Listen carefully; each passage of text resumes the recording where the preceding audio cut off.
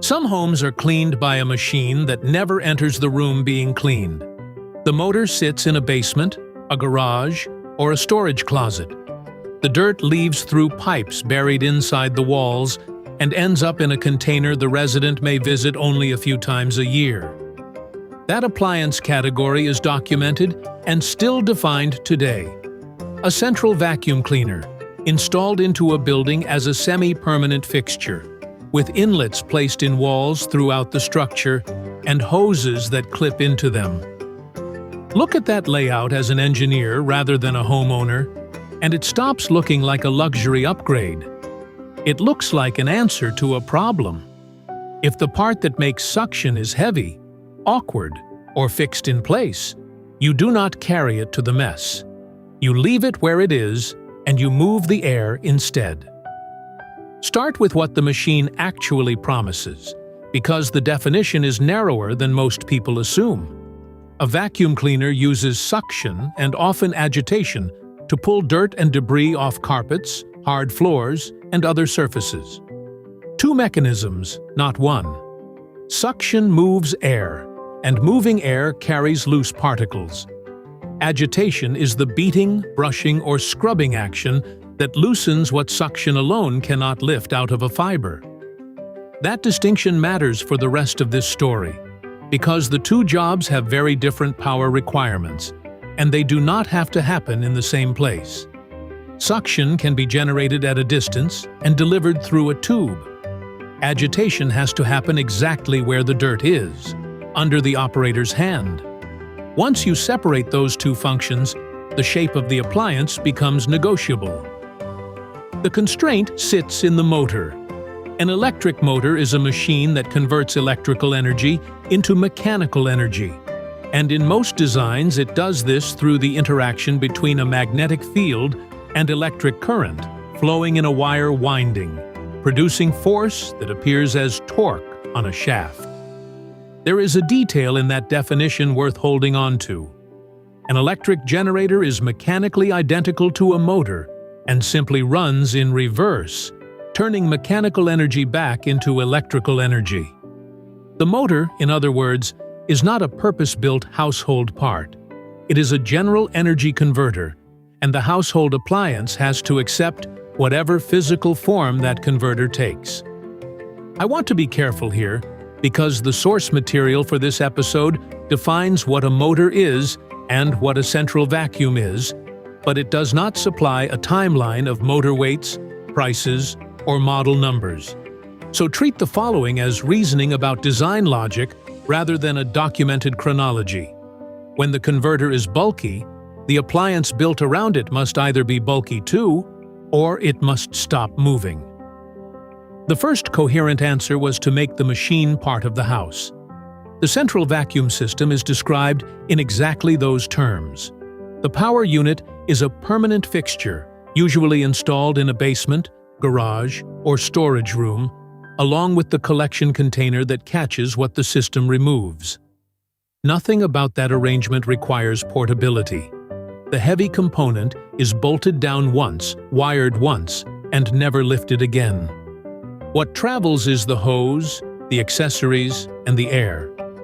Inlets in the walls act as access ports, and a power hose plugs into whichever one is closest to the work. That is a fundamentally architectural solution to a mechanical problem. Instead of shrinking the machine to fit the room, designers expanded the machine until it occupied the whole building, then gave the occupant a handle into it. The turning point in this design is smaller than a motor and easier to overlook. On most central vacuum hoses, the power switch is on the handle. Consider what that single control implies. The person cleaning is standing in a bedroom on the second floor. The machine they are switching on is 2 floors below, behind a door, possibly out of earshot. For that to be usable, the system needs the suction source to be genuinely remote and genuinely irrelevant to the user's attention. The handle becomes the interface, and the appliance itself becomes infrastructure. That is the quiet behavioral shift. Cleaning stops being an act of hauling a device around and becomes an act of plugging into a service that is already present in the wall, closer in feel to turning on a tap than to operating a machine. Mechanically, the system works because air is a conveyor. Suction at the power unit creates a pressure difference along the piping. Dirt particles picked up at the nozzle are carried through the pipes installed inside the walls and delivered to the collection container in the remote utility space. The operator's hands only ever manage the agitation and the aiming. One consequence is easy to miss.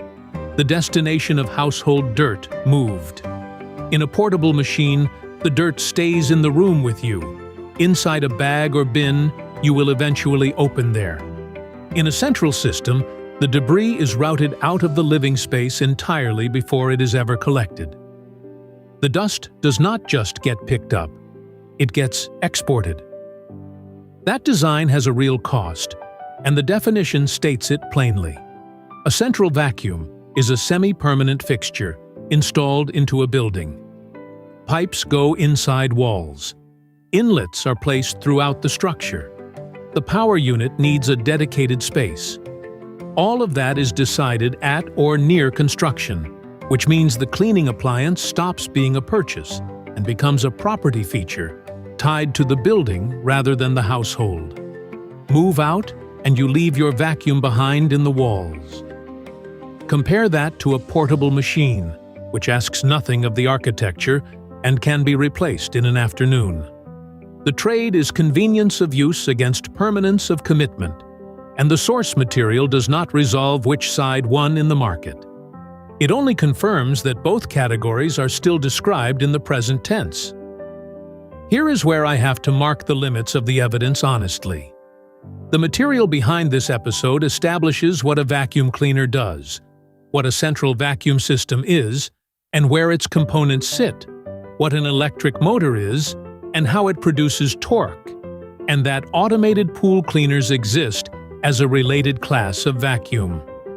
It does not name inventors, dates, patents, or adoption figures. So this episode makes no claim about who built the first one, and it should not. Household machines of this kind are usually the product of many overlapping improvements by many people, and any single inventor story told without documentation is a story, not a finding. What can be defended is the relationship between the constraint and the layout. A heavy fixed power source produces a distributed appliance, and the wall-mounted inlet is the visible evidence of that logic. The remote power idea did not die when motors got small enough to hold. It migrated. An automated pool cleaner is described as a vacuum cleaner built to collect debris and sediment from swimming pools with minimal human intervention. Notice how the division of labor has shifted again. In the central vacuum, the machine stays put, and the human carries the hose. In the pool cleaner, the human steps out of the loop, and a mobile body does the roaming. Same underlying pairing of suction and agitation, same principle of separating where power lives from where dirt is, different assignment of who moves. The suction source being somewhere other than in your hand turned out to be a durable architectural idea rather than a temporary workaround. So the answer to the opening contradiction is not that early builders were overcomplicating a simple chore. When the energy converter could not be made small or light, the sensible response was to hold it still and route the work to it through pipe, hose, and a switch under the thumb. What that constraint left behind is still in the walls of some buildings, and still in the habit it created. Dirt is something you send away, through a channel, to a container you rarely see. The machine that cleans your floor was once too heavy to follow you around, so the house was rebuilt to follow it instead. Visual reconstructions are illustrative. Facts and interpretations are based on the sources listed in the description.